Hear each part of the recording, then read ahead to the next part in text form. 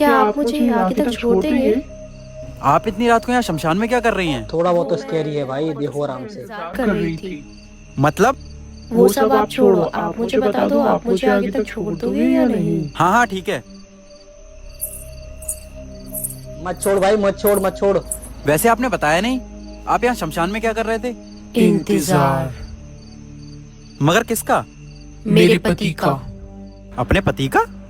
आपके पति मर गए हैं क्या? नहीं, मरी तो मैं हूँ।